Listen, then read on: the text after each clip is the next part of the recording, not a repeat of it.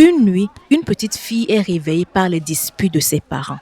Vous vous souvenez lorsque nous étions petits et que nous entendions nos parents se disputer dans leur chambre.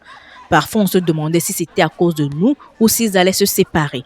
Le traumatisme qu'ils nous ont laissé avec leurs disputes. Cette petite fille entend les voix monter et se heurter. Puis, plus rien. Un silence.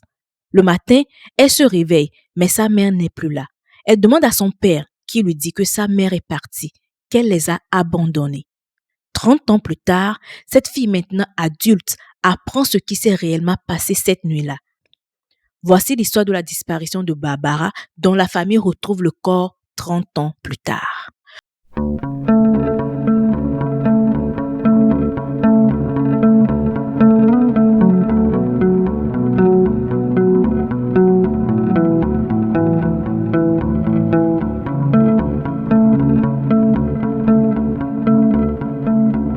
Le 17 mai 1968, un homme du nom de Wilbur Wright cherchait des isolateurs en verre le long d'une route. Les isolateurs en verre sont utilisés dans les réseaux électriques et de télécommunications dans les années 1800 jusqu'au milieu des années 70.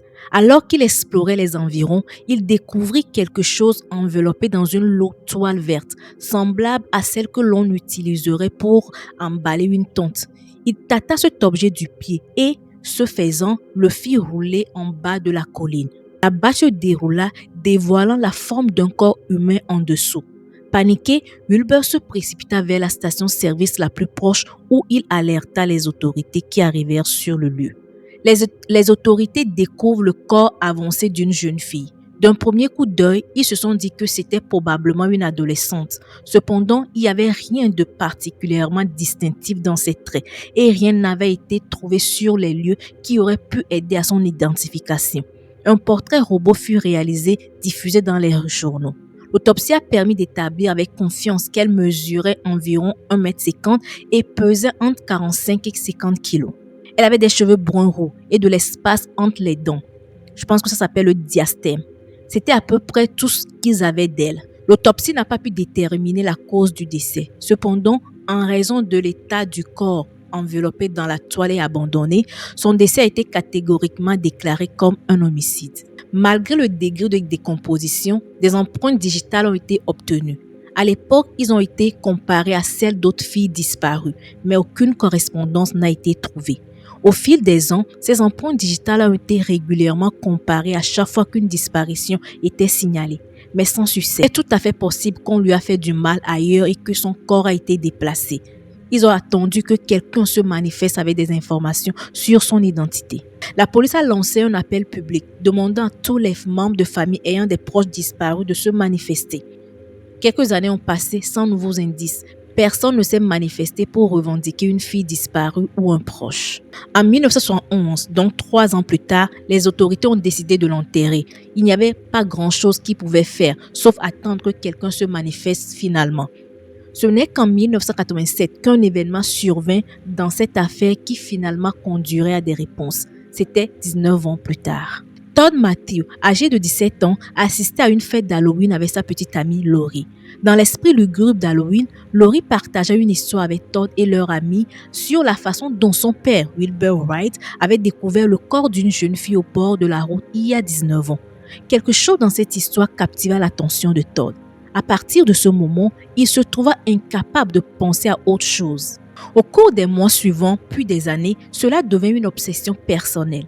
Lui et Lori se marièrent et Todd demandait souvent à son beau-père Wilbur Wright des détails sur la découverte, espérant entendre quelque chose de nouveau.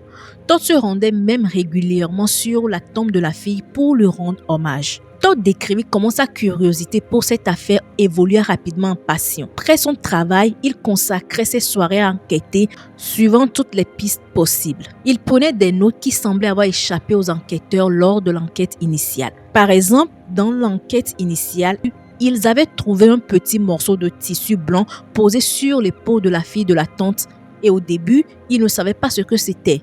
Des années plus tard, ils découvrirent que c'était un morceau de tissu de couche-culotte. Todd spéculait alors que cette fille, la fille de la tante, était peut-être une mère et donc elle n'était pas une adolescente. C'est la seule piste potentielle pour son identité. Todd affirme: « J'avais l'impression qu'elle était une adulte plutôt qu'un enfant. Todd a passé plusieurs années à suivre des pistes dans cette affaire. Il parcourait les rapports de personnes disparues dans cette période, lisait des articles de journaux et parlait aux gens. À cette époque, au début des années 90, Internet n'existait que dans ses balbutiements et n'était pas vraiment accessible au grand public. Todd devait donc vraiment compter sur les appels téléphoniques et les entretiens. Et pendant 10 ans, il a cherché de cette manière, recueillant toutes les brides d'informations possibles. Il a même écrit aux autorités pour expliquer qu'il pensait que la fille de la tante était plus âgée qu'une adolescente. Il a demandé d'exhumer le corps pour que son bassin puisse être réexaminé afin de voir si elle avait un enfant. Tout cela est resté lettre morte. Les gens pensaient que Todd était fou.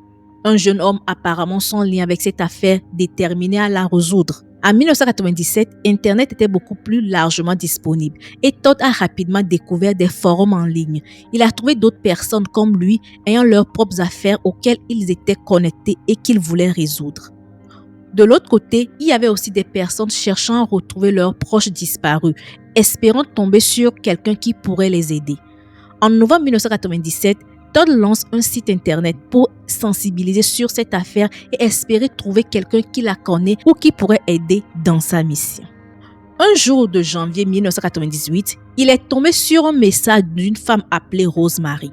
Rosemary cherchait sa sœur aînée, vue pour la dernière fois en 1967. Elle écrivait que sa sœur avait des cheveux bruns, des yeux bruns et mesurait environ 1,50 m, demandant à toute personne ayant des informations de la contacter au téléphone indiqué. Todd appela rapidement Rosemary et Rosemary lui raconte l'histoire de sa sœur Barbara. Barbara, sa sœur, a rencontré George. Ils se sont mariés et ont eu des enfants.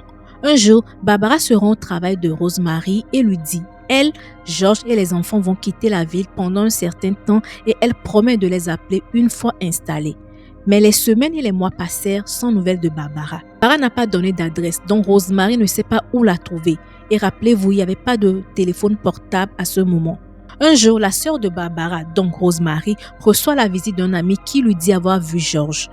Rosemary était contente, ça fait des mois qu'elle n'a pas eu des nouvelles de sa sœur. Elle lui demanda si Barbara était avec lui, mais il répondit que non. L'ami expliqua que George lui avait dit que Barbara l'avait quitté, lui et les enfants, pour un autre homme et que lui, George, n'a plus eu de nouvelles de Barbara depuis. Rosemary a trouvé cela bizarre, connaissant bien sa sœur. Rosemary a fait d'abord un rapport de personnes disparues et a pu avoir l'adresse de George auprès de la police. Elle confronte George, lui demandant où est sa sœur. George lui raconte la même histoire. Et à leur grande surprise, George fit ses bagages et s'enfuit. Ils ne l'ont plus jamais revu, 30 ans se sont écoulés. Rosemary ne sait pas où est Barbara ni où est George. Un jour, les enfants de Barbara, tous devenus adultes, cherchaient leur mère et la famille de leur mère. En temps, ils ont perdu leur père et puisqu'ils ne connaissaient personne de la famille de leur mère, ils se sont mis à faire des recherches. Ils ont pu retrouver Rosemary et le reste de la famille. L'aînée des enfants raconta qu'elle s'était réveillée un jour par des disputes de ses parents. Pas la première fois que cela arrive, donc elle s'est rendormie.